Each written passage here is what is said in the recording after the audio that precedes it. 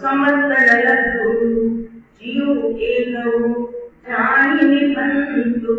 આ શ્લોક પ્રાકૃતમાં છે, એનું ટ્રાન્સલેશન ગુજરાતી। લાખ 84 યોનિમાં ગમ્યો કાર અનંત પણ સંગીત તે નવલનું એકાળો નિર્ગાન એકાળો નિર્ગાન। એક સંત પાસે ત્રણ આત્માની ખોજમાં નીકળ્યા હતા। તો સંતના આશ્રમમાં પહોંચી ગયા। સંતને પ્રણામ કરીને બેઠા। ગુરુદેવ, અમે આત્માની ખોજમાં, આત્મ શાંતિની ખોજમાં આપના શ્રી ચરણોમાં આવ્યા છીએ। એટલે સંતે પેલો જે યુવક બેઠો હતો એને પૂછ્યું, બેટા તું કોણ છે? એટલે ઓલાએ કીધું, સ્વામીજી બહુ નજીકમાં એક નગરી છે અને એ નગરીના મહારાજા જેની પાસે હાથી, ઘોડા, પાયદલ, રથ હજારોના સંખ્યામાં છે અને જેની પાસે સેના પણ બહુ વિશાળ છે, સામ્રાજ્ય બહુ વિશાળ છે અને ખૂબ તેના ખજાનાની અંદરમાં ધન ભરેલું છે, એવા સમ્રાટનો હું દીકરો છું, એટલે હું રાજપુત્ર છું। અચ્છા બેટા, તું રાજપુત્ર છું? હા, હું રાજપુત્ર છું। બીજા ઉપર દ્રષ્ટિ કરી, બેટા તું કોણ છે? ત્યારે ઓલો યુવક કહે છે, બસ જે નગરીનો રાજપુત્ર છે એ જ નગરીમાં એક નગર શેઠ છે, એની પાસે વિશાળ મોટી હવેલીઓ છે। હવેલીઓની અંદરમાં નોકર ચાકર ખૂબ વિશાળ છે, સોનાની પાટો છે, ચાંદીની પાટો છે, હીરા મોતી માણેકથી તેના ખજાના ભરપૂર છે અને નગર શેઠની જેમને પદવી મળેલી છે એટલે રાજસભામાં પણ નગર શેઠની ખુરશી ઉપર જઈને બેસવા મળે છે, એવા નગર શેઠનો હું સંતાન છું। અચ્છા, તું નગર શેઠનો દીકરો છે, તું રાજકુમાર છું। ત્રીજા તરફ દ્રષ્ટિ કરી કે બસ તું કોણ છે? ત્યારે ત્રીજા યુવકે અત્યંત નમ્રતા સાથે હાથ જોડી વિનયપૂર્વક કીધું, ગુરુદેવ મારી મને જ ખબર નથી, હું કોણ છું એ મને ખબર નથી, તો એ ખબર લેવા માટે આપના શ્રી ચરણોમાં હું આવ્યો છું। આપણે કોઈ પૂછે તમે કોણ છો, તરત ઓળખાણ આપીએ ને। અમારી પાસે ઘણાને મળવા લઈ આવે, સાહેબ આ મુખ્યમંત્રી છે ને, આ પછી કલેક્ટર છે ને, આ સરપંચ છે ને, આ પોલીસના વડા છે। અમને શું કામ છે ભાઈ, પોલીસના વડા હોય તો એમના માટે, સરપંચ હોય તો એના માટે, સંત પાસે કઈ ઓળખાણ આપવાની હોય, પણ આવી ઓળખાણ આપે એટલે જયારે પદવીથી સ્ટેટસ વધે છે જીવનું। સંતે મુસ્કાન સાથે કીધું બંને કુમારોને, એક શેઠના દીકરાને અને એક રાજાના દીકરાને, કે બેટા તમે મને ઘરે જઈ શકો છો, ત્યારે તમને તમારી જરૂર હોય ઓળખાણની ત્યારે આવજો, હમણાં ઘરે જાઓ પાછા તમે ત્યાં। અને તું રાજપુત્ર છો, તને ખબર છે, તું નગર શેઠનો દીકરો છે, તને ખબર છે, તો હું તમને શું શીખવીશ, એટલે તમે ઘરે જઈ શકો છો પાછા, ત્યારે તમને તમારી ખોજો ત્યારે આવજો। અને બેટા તને તારી ખોજ કરવી છે ને, તું કોણ છો એ તને જાણવું છે, આ આશ્રમમાં રહેવું પડશે। ગુરુદેવ તૈયાર તૈયાર, મને મારી ખોજ છે, હું કોણ છું એ આપના શ્રી ચરણોમાં જાણવા માટે આવ્યો છું। રહી ગયું। પછી જે દ્રષ્ટિએ જે રીતે ગુરુએ એને અભ્યાસ કરાવ્યો અને એનું જીવન આગળ વધાર્યું। આ દ્રષ્ટાંતનો ઉપનય આપણા ઉપર ઢાળવા જેવો છે કે કદી આપણને આ પ્રશ્ન પણ અંદરથી જાગ્યો છે કે હું કોણ છું, કે ગુરુદેવ પાસે જઈને પૂછીએ, કોઈ સ્પેશિયલ ટ્રીટમેન્ટ લેવા તો ગયા જ ન હશો મને લાગે છે। જે ડોક્ટરો છે ને, આ બિદડામાં ડોક્ટર નેચરોપેથિક ચાલે છે, સાંજના રોજ લેક્ચર, રોજ સમજતીગત લેક્ચર, 200 હોય તો 200 બેસીને, 150 હોય તો 150 બધા પેશન્ટ બેઠા હોય, ક્યારે લોકનાથન બોલે, ક્યારે ઓલા ત્રિવેદીભાઈ છે ઈ બોલે, તો સમજતીગત ત્યારે એમને લેક્ચર આપે. પણ જ્યારે દિવસના ટ્રીટમેન્ટ કરવા આવે ત્યારે શું કરે ખબર છે બધાને? એક અંદર બોલાવે, ભેગા ન બોલાવે, એક અંદર બોલાવે અને અંદર બોલાવ્યા પછી પૂછે તને શું તકલીફ છે, શેના માટે આવ્યો છે? દરેકની અલગ ટ્રીટમેન્ટ અને દરેકની પોતાની અલગ વ્યથા, અલગ વેદના એ બતાવે. એટલે ડોક્ટર સાહેબ દરેકને અલગ ટ્રીટમેન્ટ આપે કે આને આ શેક આપજો, આને આ કરજો, આને આ માટી રાખજો, આને તેલ ધારા કરજો. તો જ્યારે વ્યક્તિગત ટ્રીટમેન્ટ લેવી છે ત્યારે એકલા બોલાવે છે અને વ્યાખ્યાન તો સમજતીગત હોય.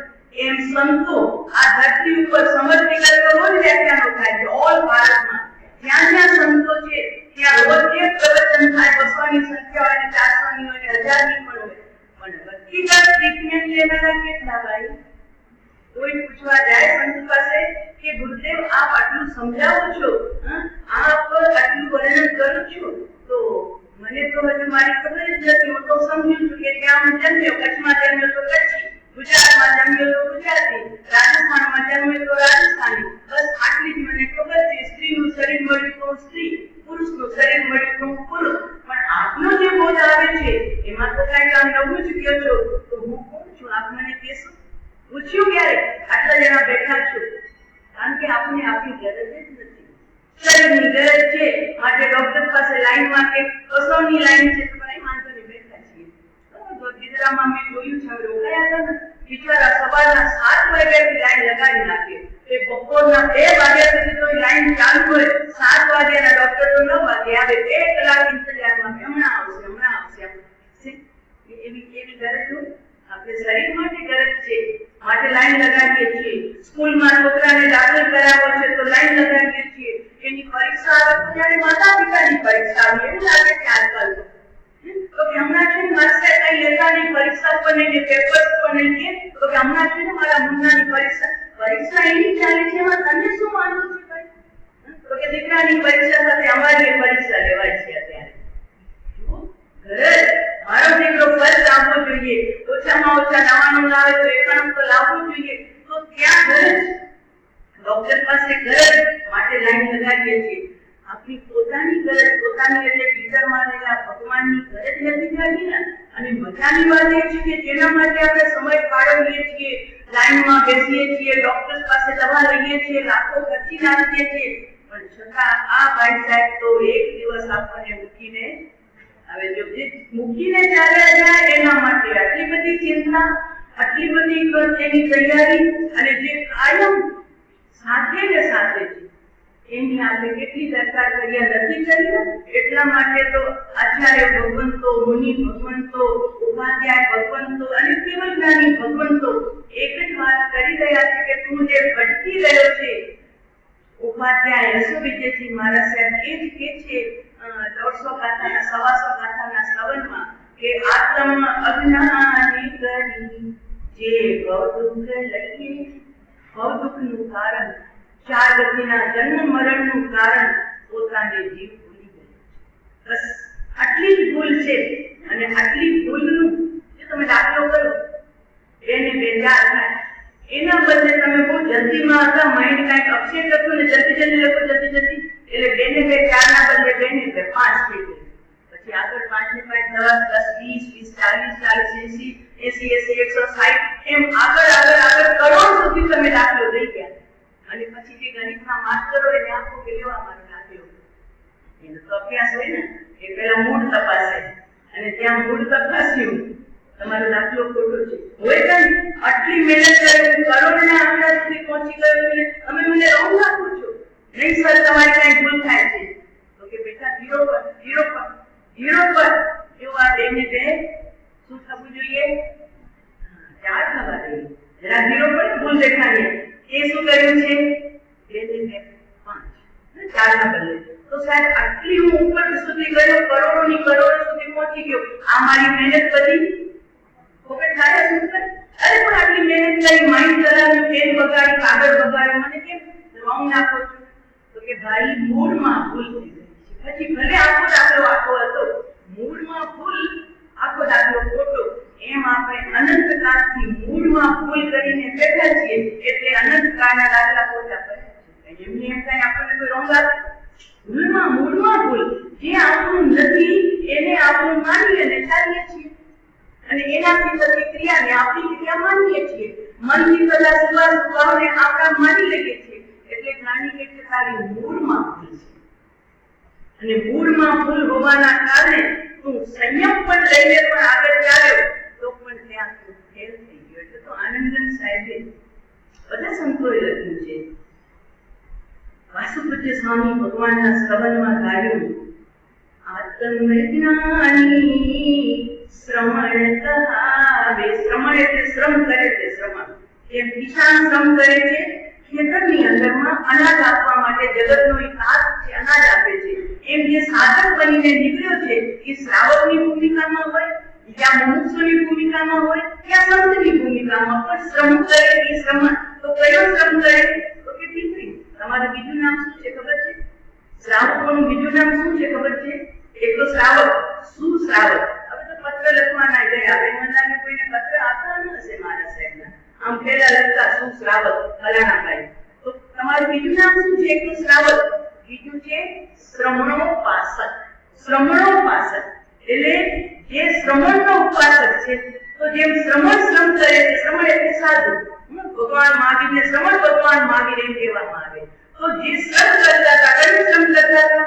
તો કે બારમાં કઈ નતા કરતા, બેઠા હતા એક જગ્યાએ આમ ઉભા હતા યા પદ્માસનમાં બેઠા હતા, પણ પોતાના આત્માનું શ્રમ કરે એનું નામ શ્રમણ. અને ઈ શ્રમણના જે ઉપાસક એની આત્મા પૂજના કરનારા એનું નામ છે શ્રમણ ઉપાસક.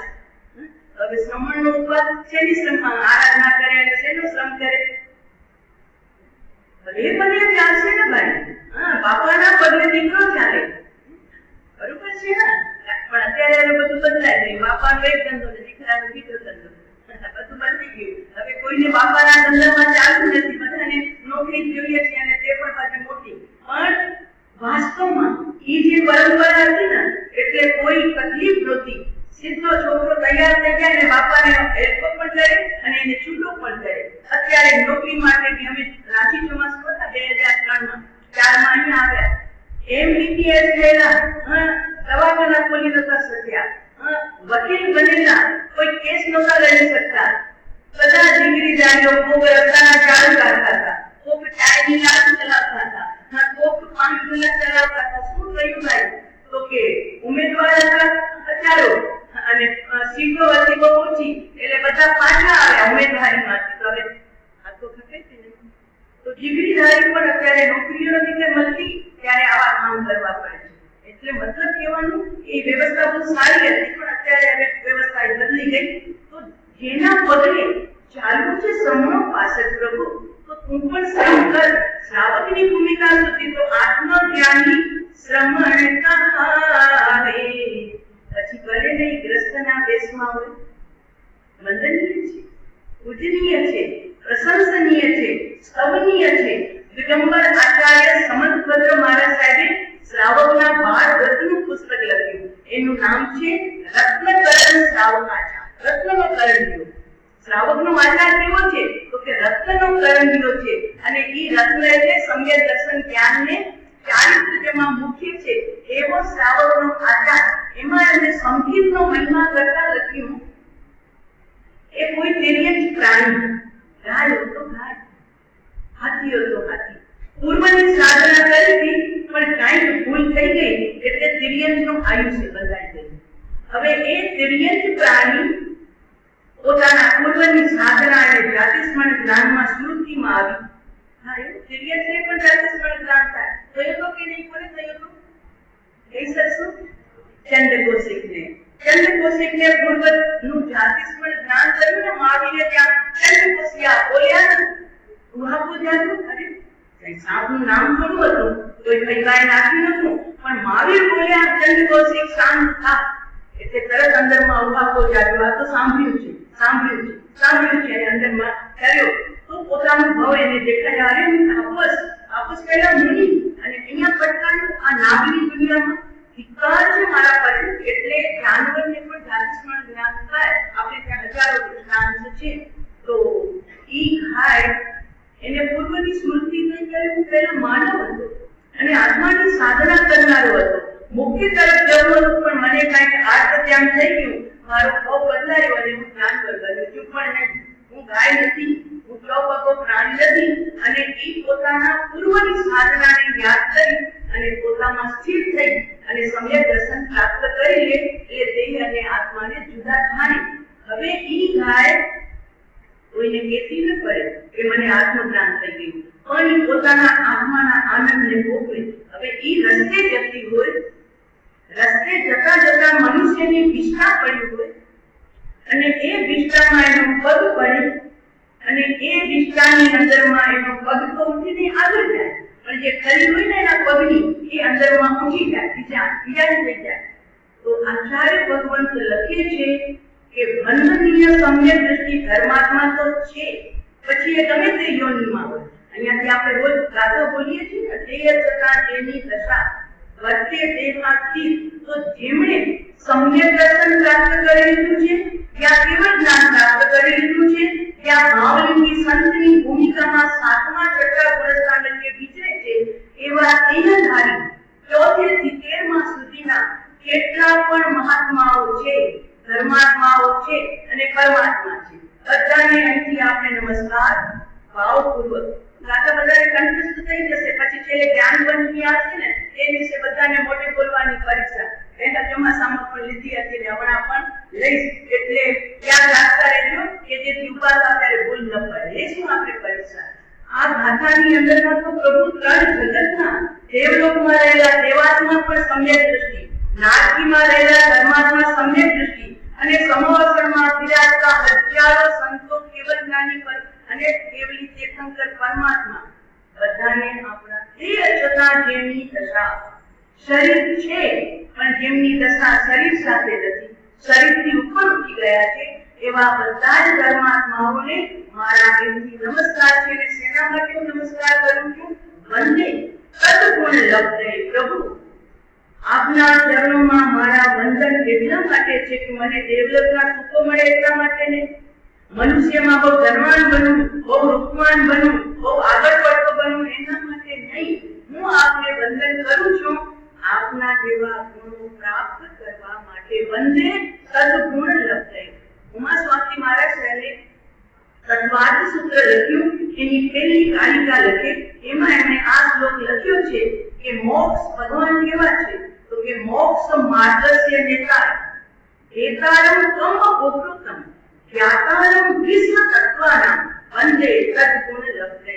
એટલે 3 વિશેષણ ભગવાનને આપ્યા. ભગવાન સર્વજ્ઞ છે, ભગવાન હિતોપદેશી છે એટલે ઉપદેશ દે છે, અને ભગવાન વિતરાગી છે. તો વિતરાગી, સર્વજ્ઞ અને કરુણામૂર્તિ હિતોપદેશી એવા પરમાત્માને હું નમસ્કાર કરું છું.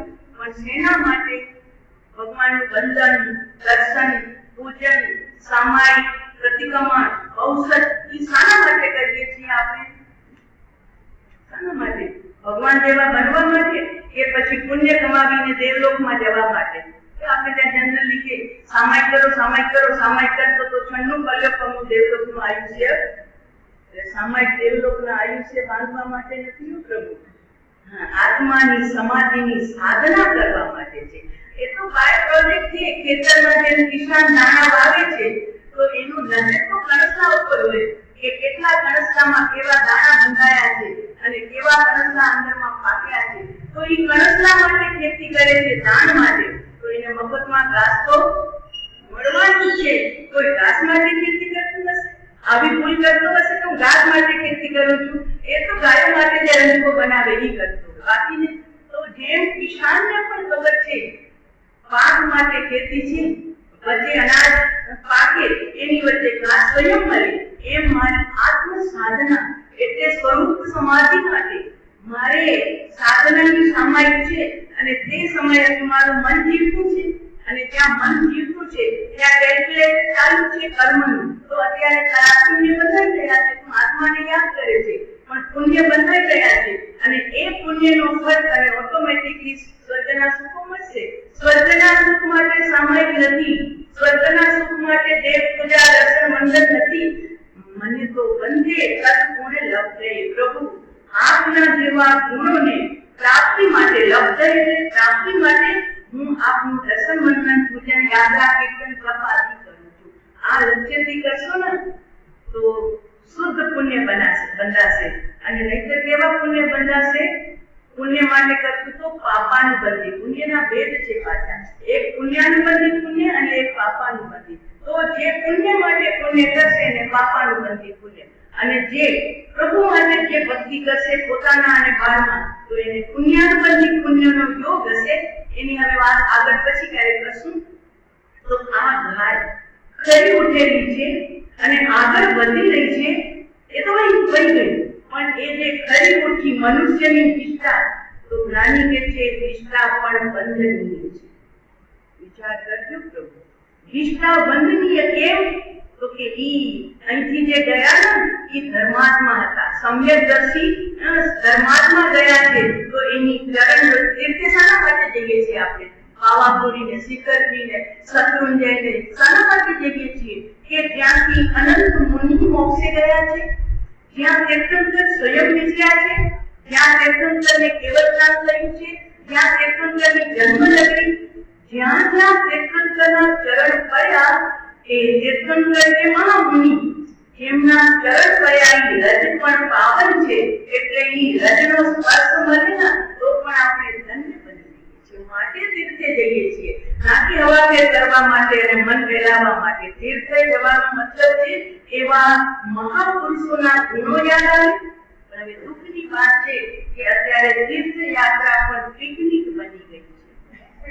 પિકનિક બની ગઈ છે. પ્રભુ શ્રાવકનું કર્તવ્ય તો એ છે મહિને મહિને તીર્થે જાય, મહિને મહિને. અમારા ગુરુદેવે લખ્યું તીર્થાદી પ્રવાસનો ઉછરંગી. કેવો કોઈ શ્રાવક સાગર તો કે તીર્થાદી પ્રવાસનો ઉછરંગી આમ પૂછડી પડે સંકેશ્વર જવું છે, ભદ્રેશ્વર જવું છે, ચલો હું ચાલુ છું, 2 દિવસની રજા છે, મારે જવું છે. પણ ત્યાં જઈને શું કરવાનું છે?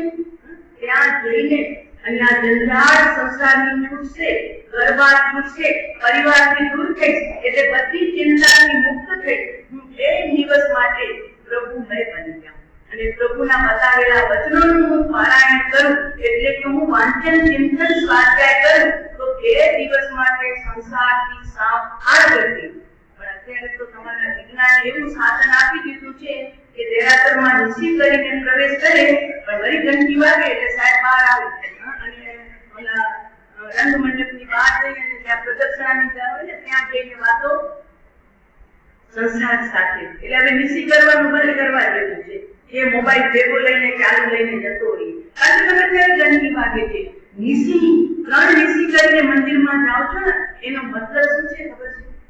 સંસાર સંબંધીનો તમામ કચરો બહાર જ્યાં જૂતા ઉતાર્યા ને ચપ્પલ જોડા ત્યાં હું સંસારને વિરામ આપું છું. સંસાર સંબંધીનો કોઈ વિકલ્પ નહીં. હવે વિચાર કે વિકલ્પ છે તો માત્ર પ્રભુ સંબંધીનો, દેરાસર સંબંધીનો. પૂજાની કટોરી છે, હજુ પૂજા કરવા અંદર જવું છે તો બસ પ્રભુના ગુણોનું ચિંતન. અને જ્યારે એ ક્રિયા પણ દ્રવ્ય ક્રિયા પૂરી થઈ અને ત્યાં બીજી વિષય કરી અને હવે તમે જ્યારે ચૈત્યવંદન કરવાનું શરૂ કરો છો ત્યાં ત્રીજી વિષય થાય. હવે આ બનાવેલો સાધ્યો પૂજારી ઉઠાવી લે ને તો પણ ના પાડું. બસ વાત પૂરી થઈ ગઈ. મેં સાધ્યો કરી લીધો, ઉપર નૈવેદ્ય ચડાવવાનું હતું ચડાવી લીધું, નિશ્ચય બોલી લીધું. એટલે હવે દ્રવ્ય ક્રિયાનો પણ નિષેધ કરું છું. હવે હું મારા કાવસર ધ્યાનમાં છું. 12 ઓગસ્ટનું કાવસર છે અને એમાં પૂજારી આવીને ખ્યાલ ન રહે બાટલો લઈ જાય તો મેં જોયું છે કાવસરમાં શાના માટે? તો કે મારો હજુ ક્રિયા ચાલુ છે કે પાટલો ને અરે તે ધરી દીધું ને પ્રભુને દ્રવ્ય. હવે પૂજારી બગાડી નાખીએ કે ઉઠાવી લે?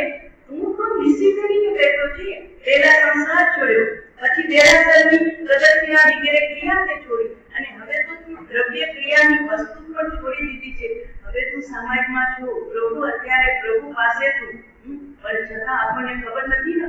એટલે કાવસરમાં પણ ઘણાને મેં જોયા અહીંયા ગામે ગામ ગયા છીએ ને તો એ બધી બોલે પછી હું આપું એમને મીઠી શિખામણ આપું, ટ્રીટમેન્ટ વ્યક્તિગત એને ખોટું નહીં લગાડતા, પણ આ રીતે આપણાથી નથી, આપણે આપી દીધું ને ભગવાન પાસે ધરી દીધું, હવે તમે વ્યક્તિવંદન પણ કરો છો, કદાચ અવસરમાં નથી પણ, અને પૂજારી કદાચ દેવા આવ્યો તો તમારું વ્યક્તિવંદનથી ધ્યાન હટાવી અને ચોખામાં નહીં આપવાનું, ચોખામાં નહીં આપવાનું, બસ થઈ ગઈ તો દ્રવ્ય ક્રિયા પતી ગઈ, હવે તો મારા પ્રભુ અને હું, બે ત્રણ નિશ્ચય છે, ત્રણ દિશામાં પણ જોવાનું નથી, જયારે ભગવાનના દર્શન થાય ત્યારે એક જ દિશા જ્યાં પરમાત્માનું પ્રતિબિંબ છે એની સામે તો 10 નિશીની અંદરમાં આ એક નિશી છે, હવે સ્વાધ્યાય સાથે શું તમને નિસ્બત છે? માને તો માને, કારણ કે અમે તો હંમેશા એમ જ કરીએ છીએ, તો કરો ભાઈ, તો કરો, અમે તો હંમેશા એમ જ કરીએ છીએ, તો કરો તમારી ઈચ્છા, અમારે તો કહેવાની ફરજ હતી કે તમે જરા કાંઈ કે દોસ્તી કરજો, તમને બીજું શું નિસ્બત છે ભાઈ, તમારી પાસે કાંઈ લાખો લેવા નથી,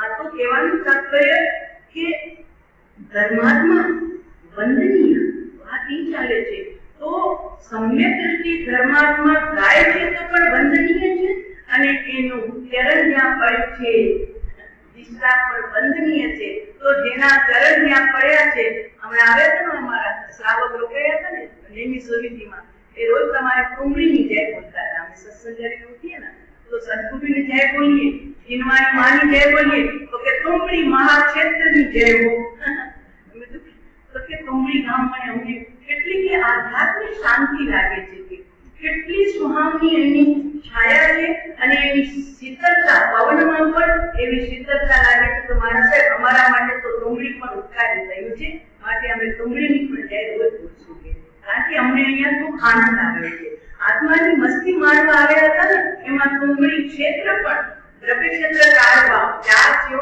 દ્રવ્ય ક્ષેત્ર છે એ પણ ઉપકારી થાય, સવારનો કાળ હોય ને એ વિશેષ ઉપકારી હોય છે, અને ભાવ પોતાના હોય છે, તો દ્રવ્ય ક્ષેત્ર કાળ અને ભાવમાં ક્ષેત્રનો પણ બહુ મોટો પ્રભાવ છે, વૈજ્ઞાનિકો છે ને વૈજ્ઞાનિકો કઈ રિસર્ચ કરતા જ હોય, તો એમણે બ્લડ ટેસ્ટ કર્યું, એક મંદિરમાંથી જે 2 કલાકે બહાર આવ્યા પૂજા ભક્તિ અર્ચના કરીને એમનું બ્લડ લીધું, અને એક પિક્ચર જોઈને 3 કલાકનો બહાર આવ્યા એમનું પણ લોહી લીધું, બંનેના ટેસ્ટ કર્યા, અને પછી એમણે જે રિઝલ્ટ આપ્યું કે જે મંદિરમાંથી આવ્યા હતા અને એમના બ્લડને તપાસવામાં આવ્યું તો એમના બ્લડમાં એકદમ કોઈ એવી વાત નથી કે જે એમને નુકસાન કરે, ઉલટ એમના ડિપ્રેશનનું કોઈ કારણ નહીં અને બીપીનું પણ કોઈ કારણ નહીં, કારણ કે એમના ટેસ્ટની અંદરમાં શાંતિ શાંતિ શાંતિ, અને જે પિક્ચર જોઈને નીકળ્યા હતા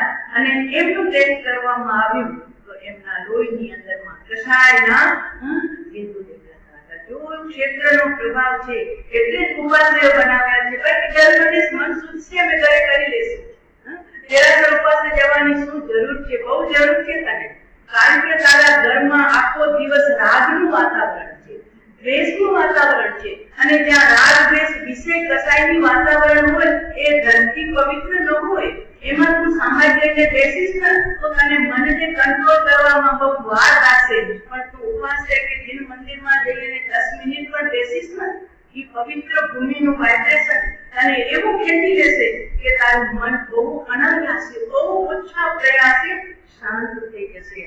આ દેલવાડા, આબુ, રાણકપુર, શત્રુંજય બધા મૂર્ખા હતા વડીલો આપણા કે જેમને આવા રૂપિયાના ઢગલા ખર્ચી અને આવા જીન મંદિરો બાંધ્યા અને આવા વિશાળ ઉપાશ્રયો બાંધ્યા. પ્રભુએ તારા માટે છે ઘરની જંજાળ, ઘરની અપવિત્રતાની બહાર નીકળી અને તું આવી શાંતિના ક્ષેત્રમાં, તો શાંતિનું બહારનું ક્ષેત્ર, અંદરમાં આ ક્ષેત્ર પર શાંત થશે.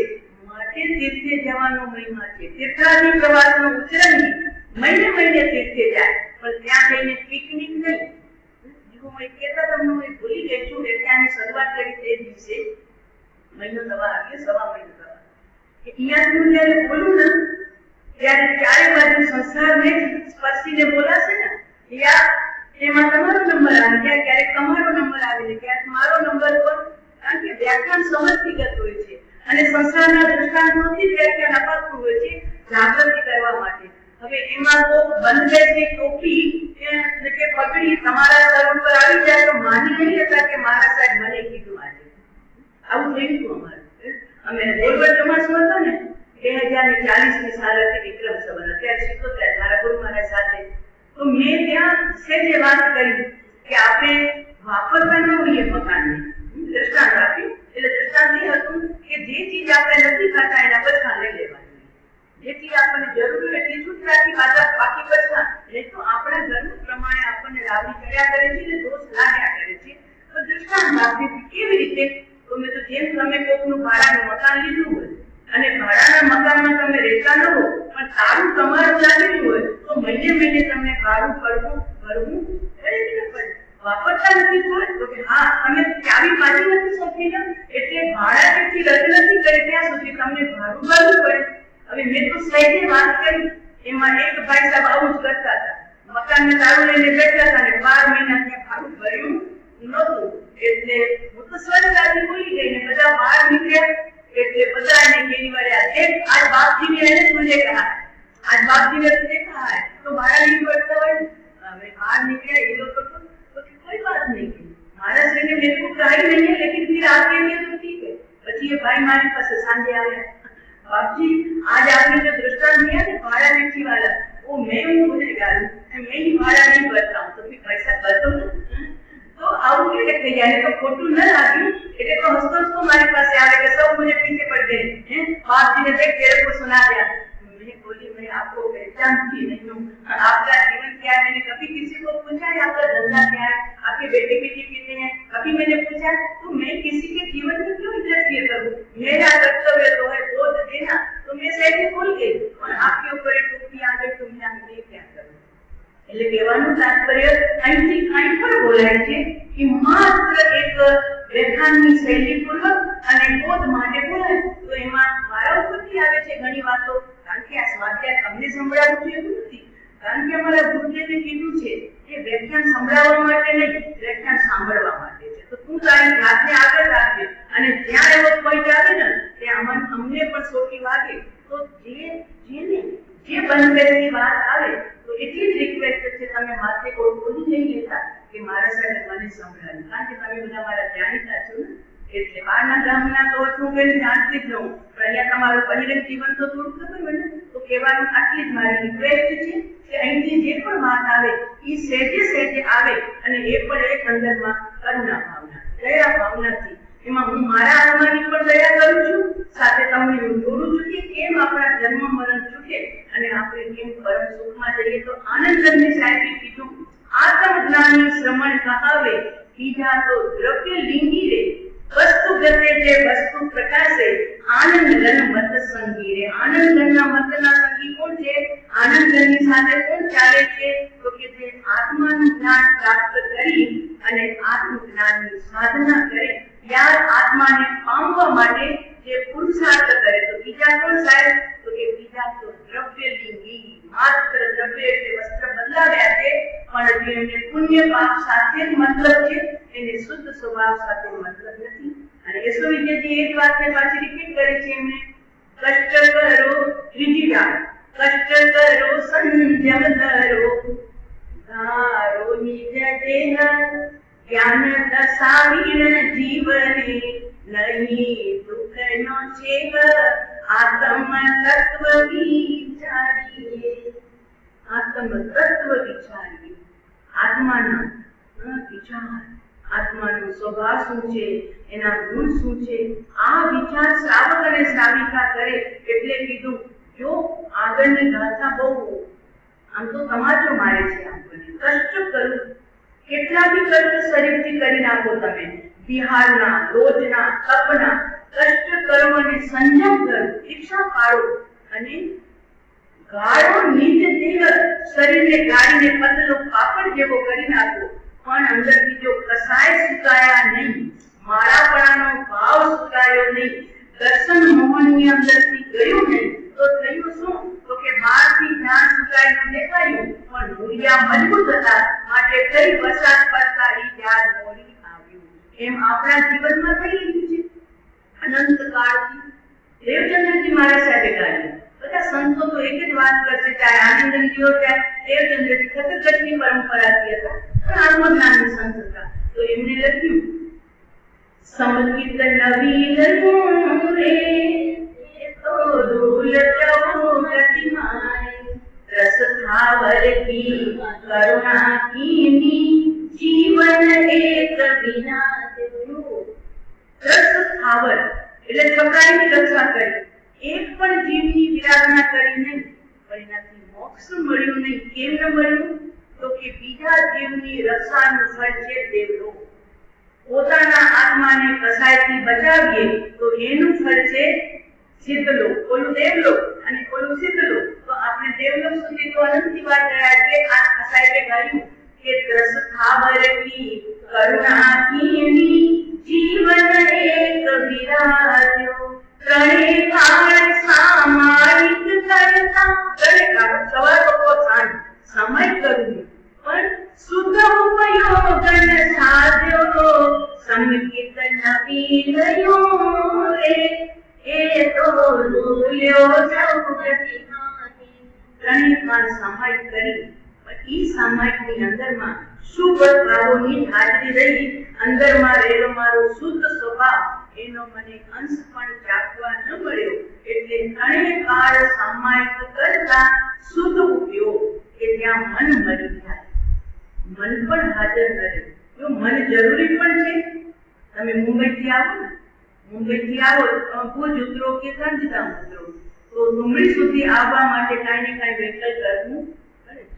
તો જરૂરી છે એટલે, પણ જ્યાં ઘરના આંગણા સુધી ગાડી પહોંચી આવે તો ત્યાં બહુ મજાની છે, ગતિ બી સારી છે.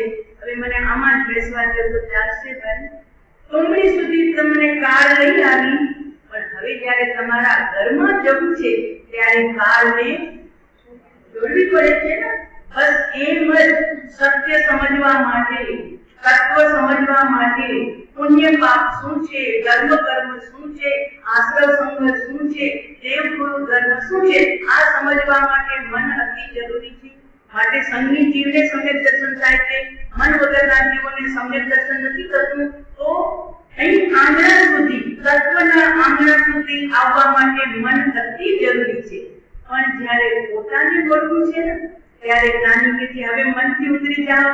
ઘરમાં શું છે, ઘરમાં જશો એટલે ગાડીમાં કેટલી તમને સુવિધા મળે કે સીટમાં આમ સીટલોઈના બેઠા હો, પછી નીચે પગ લટકાવ તો પગમાં સોજા પણ આવી ગયા હોય, અને પોતાના બેડરૂમમાં જાઓ કે તમારા દીવાનખાનામાં જાઓ તો હાસ પોતાના સોફા સેટ ઉપર લાંબા થઈને સૂઈ શકો, બેડ ઉપર સૂઈ શકો, ગરમ ગરમ હવામાંથી ઠંડી હવામાં બેઠ. તો પોતાના ઘરની જે મજા છે ને એ ગાડી છોડવા પછી મળે છે. ગાડીમાં મજા હતી આવ્યા ડુંગળી સુધી, ત્યાં સુધી જરૂરી પણ હતી, પણ હવે ઘરની મજા.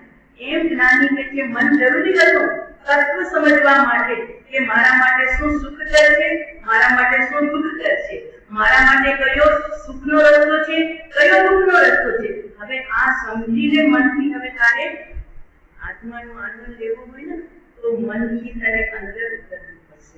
એટલે મનની ઘાટીને છોડી, અને એટલે તો આનંદ ગંધી સાહેબે કીધું મંડળું કિમહીન બાજે વો ઊંધો છે ને, મંડળું કિમહીન પણ બાજે છે.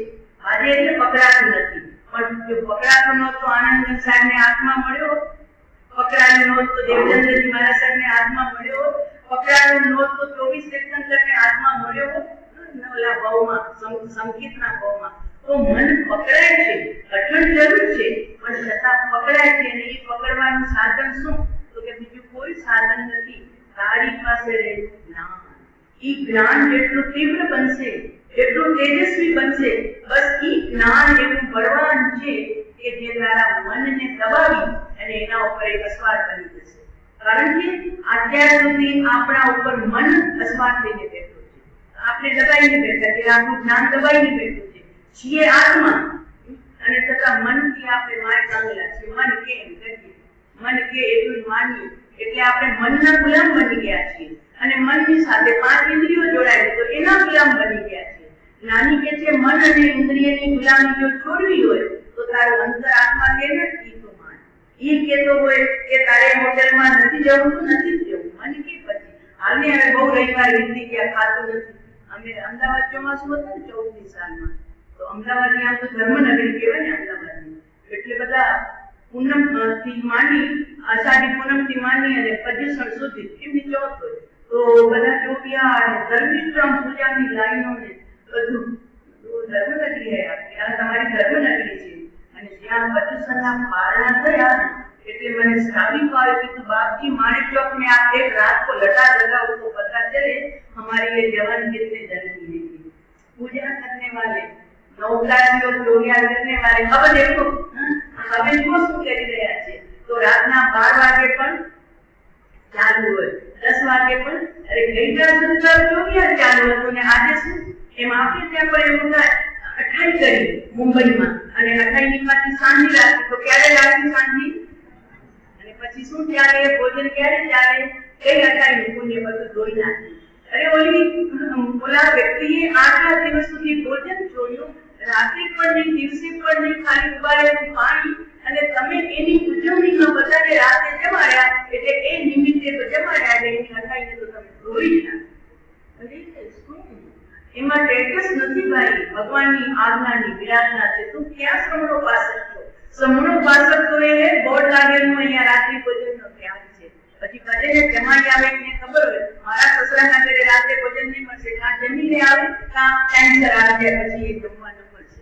આવી કુમારી હતી પહેલાના શ્રાવકોની પણ આપણે તો અત્યારે એવા બધાના મન રાખવામાં ઢીલા થઈ ગયા છે પછી એમને ખરાબ લાગે તો એટલે રોજ યોગ્ય કરનારો મહિનાના 4 દિવસ ખુલ્લા રાખ્યો 4 દિવસ સાંજે માથે છૂટ ગામ પર ગામ એટલે ગામમાં છૂટ ને પરગામમાં છૂટ બધા નિયમ ક્યારે છે નિયમ ગામ પરગામ છૂટ ન હોય પરગામની કદાચ છૂટ રાખતા તો બોલે ગામ પરગામ છૂટ સાજે માંડે છૂટ સાજામાં છૂટ ને માંદામાં છૂટ તો બધી નિયમ ક્યારે પણ એવી ન હોવું જોઈએ એ દરેક રાતે નથી ખાતો એના ઉઠી જઈશ અહીંયા તમારું ભોજન ચાલુ ન થાય તો કઈ વાંધો નહીં મારા માટે તમે પંગત પાડતા નહીં કરી જાઓ સમય થયો હું નીકળી જાઉં પણ એવી કુમારી લડી અત્યારે કુમારી વગરનું જીવન આપણે બધા જીવી રહ્યા છીએ અને કહીએ અમે શ્રાવક એમ હોય કે જે ગમે એવું થાય તો પણ નિયમને ચૂકે નહીં એટલે વાત એ લીધી છે ભાઈ કે જ્યારે આગળ વધવું છે ને તો આગળ વધવા માટે જ્ઞાનીઓએ જે વાત કરી છે ને એ જ્ઞાનીઓની વાત કષ્ટ કરો संयम धरो अरे शरीर ने गाड़ी नाखो पर ज्ञान दशा बिन जीवने नहीं दुख नो छे तो ज्ञान दशा कई तो के समझण के पहला ज्ञान मेळो मन नु काम ले मन થી ખૂબ કામ લે અને પછી એ મન પર પોતે વિરામ લઈ અને રસ્તો આપી દેશે તું તારા ઘરમાં ઘૂસી જઈશ પણ અત્યારે મન બહુ ઉપકારી છે આપણા માટે મનને જરી ઘાડો નહીં આપતા કે શું કરે મન સ્થિર નથી રહેતું જ્ઞાની કે છે મન તો સાધન છે मन न મળ્યું હોત ને તો તું સંકેતનો અધિકારી ન હોત અને તું મુક્તિનો અધિકારી ન હોત મન તો તને બહુ ઉપકારી તત્વ મળ્યું છે યોગ છે મનોયોગ બહુ પુણ્ય ભેગા થયા ત્યારે તને મન મળ્યું છે માટે મનનો સદુપયોગ કર બસ અને મનનો સદુપયોગ કરવા સારામાં સારું કોઈ સાધન હોય માળામાં તો હજુ મન ભાગે પણ વાંચન ચિંતન અને સ્વાધ્યાય એમાંથી તમારું મન ગતિ બહાર ભાગશે જ નહીં કથા હશે તો કથામાં અને તત્વની વાત હશે તો તત્વમાં મન એવું જોડાયેલું રહેશે કે તમે બહાર વિચારી નહીં શકશો 1 કલાકની સામાઈ ક્યાં પૂરી થઈ જાય તમને ખબર ન પડે અને તમે મનનો ઉપયોગ કરી લો બરોબર છે તો આચાર્ય ભગવાન આપણને એ કહે છે કે 1,84 યોનિમાં ભમ્યો કાળ અનંત પણ તે સંકેત નવી લજુગારી એ તારા ઘરનું સરનામું શોધ્યું નહીં હવે ઘરનું સરનામું શોધ આવો યોગ મળ્યો છે મન વચન કાયાનો 5 ઇન્દ્રિય પરિપૂર્ણ લાંબુ આયુષ્ય સમય શક્તિ સુંદર છે અને ઘરની ક્યાંય ચિંતા નથી આમ કામ લાડી ગાડી બધું જ બરોબર છે તો જેમ ઓલા યોગે કીધું સાહેબ મને મારી ખબર નથી આપની પાસે શીખવા આવ્યો છું એમ આપણે આચાર્ય ભગવાનને કહી કે સાહેબ મને મારી ખબર નથી આપના શ્રી ચરણોમાં હું શીખવા આવ્યો છું બસ આવી નમ્રતા સાથે જે પોતાના પાઠ ભણવા તૈયાર થશે એને ચોક્કસ કુદરત પણ સહાય કરશે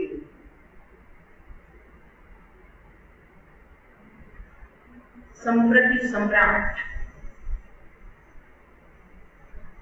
એમની પૂર્વજોની આપણે વાત જોઈ હવે પતિ નેત્ર રહિત છે પણ શરત બાલા પોતાના પતિના પગલે પતિને ઉતારી થઈ રહી છે એના હાથ પકડીને બહાર પણ લઈ ગયા છે પોતે સાદું જીવન મીરામાં એવું લઈ લીધું કેમ કે પતિ માટે શણગાર હતા. હવે પતિ તો જોનાર છે નહીં, એટલે એણે સુંદર વસ્ત્રંકારો, દાગીના, વિલાસી જીવન બધો ત્યાગ કરી દીધો અને આદર્શ સાદા વસ્ત્રધારીણી એવી ગૃહિણી બની અને સાથોસાથ પતિની સેવા ચાકરી કરતી હતી અવંતી નગરીના નજીકના ગામમાં. હવે તે વખતે અવંતી નગરી, જેનું બીજું નામ છે ઉજ્જૈન, તો ઉજ્જૈનમાં ભગવાન મહાવીરના જીવનકાળની અદ્ભુત પ્રભાવશાળી પ્રતિમા, જેનું નામ જીવન સ્વામી હતું, એના કારણે લોકો યાત્રા માટે ડગી ડગલા હતા. અને એ અવંતીમાં સુપ્રખ્યાત ધર્માત્મા ભદ્રા શેઠાણી અને અવંતીનું મહાજન એ લોકોનું સ્વાગત કરતું હતું. જેમ કુમળી સંઘ સ્વાગત કરે છે આવનારા અતિથિઓનું, એમ અવંતીની અંદરમાં ભદ્રા શેઠાણી એટલે કોણ ખબર છે? અવંતી સુકુમારના માતાજી. ભદ્રા માતા હશે તો સારીભદ્રના માતાનું નામ પણ ભદ્રા હતું, પણ એ ક્યાંના હતા? રાજગોરીના હતા. ત્યારે આ અવંતી નગરી છે, તો અવંતી નગરીનો અવંતી સુકુમાર, એની કથા બહુ લાંબી છે, અત્યારે નથી કરતી, પણ એણે પોતાની 32 પત્નીઓ ભૂલી અને સંયમ લીધું અને એક જ રાતમાં શિયાળની આવી અને એમના પગ ખાવાના શરૂ કર્યા. 18 દિવસ સુધી એ જીવંત રહ્યા, પણ એમનું એક જ લક્ષ્ય હતું, મારે દેવલોકમાં જવું છે. કદાચ કેવળ જ્ઞાન થઈ જાય, પણ એમને નિયમ બાંધ્યું હતું કે મારે નળીની ગુલ્મ વિમાનમાં જવું છે. મને જાતિસ્મરણ જ્ઞાનમાં એ દેખાય છે. એવા એ અવંતી સુકુમાર 18 દિવસે મુનિ દશાની અંદરમાં કાળજન્મ પામ્યા.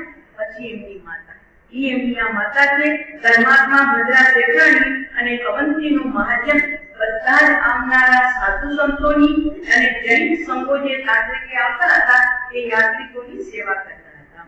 ભદ્રા શેઠાણીએ પોતાના વિશાળ વૈભવશાળી મહેલની અંદરમાં એક એવું ઔષધશાળા બનાવી હતી કે જ્યારે સાધુ ભગવંતોના ઉપાસી નહોતા ત્યારે હતું. આ તો જંગલમાં રહેતા હતા અને આ નગરીમાં આવે તો ભદ્રા શેઠાણીના નિવાસ સ્થાને એક ઔષધશાળાની અંદરમાં ઉતરતા હતા. એમને ત્યાં પોતાનો રહેતો હતો. એ આ કથા સાથે જ એનું અનુસંધાન છે કે સાધુ ઉતરેલા હતા, રાતના સમયે સ્વાધ્યાય ચાલુ હતો. અવંતી સુકુમારે એમનો સ્વાધ્યાયના શબ્દો સાંભળ્યા અને ઉઠીને મહારાજ પાસે ગયો કે તમે જે નદીની ગુલ્મ વિમાનનું વર્ણન કરો છો એ તો મને પ્રત્યક્ષ દેખાય છે, ક્યાંથી આવે છે, તો મારે ફરી ત્યાં જવું છે. એટલે સાધુ સંતના સમાગમથી એમનો દીકરો સંયમી બન્યો હતો. તે સમયે મહાવીર ભગવાનના મોક્ષ ગમન બાદ સાધુ ગણના વડા તરીકે યુગ પ્રધાન પદવી ચાલતી હતી અને એ યુગ પ્રધાનો એકાવતારી હતા અને 14 પૂર્વદર મુનિરાજો અને શ્રુત કેવલી અને લબ્ધિવંત નાની સાધુઓના સમાગમથી મગધ અને અવંતી આ કાળે અહિંસાના પરમ સત્યના ઉપાસક બને પ્રાપ્ત હતા અને સિદ્ધાંતોનું અનુકરણીય અને ગૌરવશાળી સ્થાન બન્યું હતું, જેની કીર્તિ આખા ભારતમાં ચારે બાજુ ફેલાઈ. અવંતી અને મગધ દેશા બંને દેશોની. હવે મહારાજા બિંદુસાર અને અશોક રાજાએ પોતાના રાજ્યકાળમાં અવંતીના વહીવટને વિશેષ પ્રકારે સુંદર રીતે થઈ શકે બે ભાગ પાડ્યા હતા, ઉત્તર અવંતી અને દક્ષિણ અવંતી. તો ઉત્તર અવંતીની અંદરમાં ઉજ્જૈન નગરી અને દક્ષિણ અવંતી એટલે વિદિશા. અત્યારે છે વિદિશા, ગોપાલની બાજુમાં વિદિશા. તો આ સરસ બાલા હતી કે પુણેકની પત્ની એ વિદિશા નગરના વણિકની પુત્રી હતી અને ધર્મના રંગે પૂરી રંગાયેલી હતી. અત્યારે પણ વિદિશામાં ચોમાસા થાય ત્યાં દિગંબર સંખ્યા વધુ છે, પણ છતાં શ્વેતાંબરો બી છે, આપણા કચ્છીઓ છે ત્યાં ગયેલા છે વિદિશામાં. પિતૃ ભક્તિ ત્યાંના રાજકુમારો પિતૃ ભક્તિને પ્રભુ આજ્ઞા સમાન માનતા હતા. એટલે પિતૃ ભક્તિના કારણે જે કુણાલે પોતે પોતાના પિતાજીની આજ્ઞાને શિષ્યાવંતે કરી અને તેમણે અનાપો સ્વીકાર કર્યો હતો. એવી યુવરાણી સરસબાલા જૈન સંપ્રદાયના આવનારા મુનિ મહારાજોના સંઘમાં આવેલી હતી અને ઈ સંઘના કારણે એને ખબર હતી કે અમારા પતિની આંખો ગઈ એ મતિષ્ય રક્ષિતા તો માત્ર નિમિત્ત બની છે, પણ કોઈ પૂર્વ કર્મનો દોષ હતો. માટે એની એવી બુદ્ધિ થઈ. એટલે આવું ગણિત જેની પાસે હતું કે પૂર્વ સંચિત કર્મોને દોષ આપી ઈશ્વર રક્ષતા ઉપર જરા પણ દ્વેષ કર્યો નહીં અને પવિત્રતાના યોગે વખતે એવા પતિ દેવને સ્વહસ્તે અંધાપો સ્વીકાર્યો તો એમાં એને સમાધિ આપવા માટે સંપૂર્ણ ભાગીદાર શરતમાલા બનતી હતી. પતિના દુઃખનું વિસ્મરણ કરાવવા અર્થે અવંતી નગરીમાં પધારતા જ્ઞાની મુનિ મહારાજોના સત્સંગમાં પોતાના પતિનો પણ હાથ પકડી અને લઈ જતી હતી. ચાલો ગુરુદેવ પધાર્યા છે, એમની વાણી સાંભળો. એમની વાણીમાંથી તમને ઘણું અમૃત મળશે અને તમને જરી પણ ખેદ નહીં થશે, નહીં જોવાનું. આ પ્રમાણે પોતાના અંત પતિ દેવને સાધુના સમાગમે ચુસ્ત ધર્માનુરાગી બનાવ્યો અને યુવરાજ કુણાલ પણ સાધુ સંતોના સમાગમથી સંસ્કારી અને પોતાનું જીવન ખૂબ સુંદર બનાવવા લાગ્યો. આ રીતે અવંતી નગરી અને ત્યાં કુણાલ રહેતો હતો, એ નગરી આશ્રયરૂપ બની હતી સંતોના ઉતારા માટે અને એની કીર્તિ પ્રસરી હતી. આગળ જતા કુણાલ પાસે મધુર કંઠ હતો અને વીણા વગાડતો હતો. આંખ ગઈ છતાં વીણાના તાર કોઈ વગાડી શકતો હતો. એટલે એની પત્નીએ કીધું કે હવે તમે પ્રભુ ભક્તિમાં જોડાઓ. તમને કુદરતે કંઠ સુંદર આપ્યો છે તો આપની તારને રણ જણાવો અને પ્રભુ ભક્તિમાં તલીન બનો. આપ સ્વયં પણ પ્રભુ ભક્તિ કરો અને આપની પાસે અમારા જેવા બધાને પણ પ્રભુ ભક્તિમાં તલીનતા આપવા માટે મહેનત કરો. જ્યારે પત્નીએ કીધું એટલે કુણાલે સ્વર દ્વારા સતારના તારો લીધા અને આધ્યાત્મિક ભજનો અને પ્રભુ ભક્તિના ભજનોનો રસિક ગાયક બન્યો. એના લોકે કુણાલની કીર્તિ પર આખા અવંતીમાં પસરી ગઈ. હવે આમ એમનું જીવન ચાલતું હતું. એમાં એક દિવસ શરદબાલા કંડરામાં હતી. તે સમયે પાછલા પોરે એક સ્વપ્ન જોયું અને એ સ્વપ્નમાં પોતાના મુખમાં યુવરાજના મુખમાં પ્રવેશ કરતા હાથીને શરદબાલાએ નિહાળ્યો.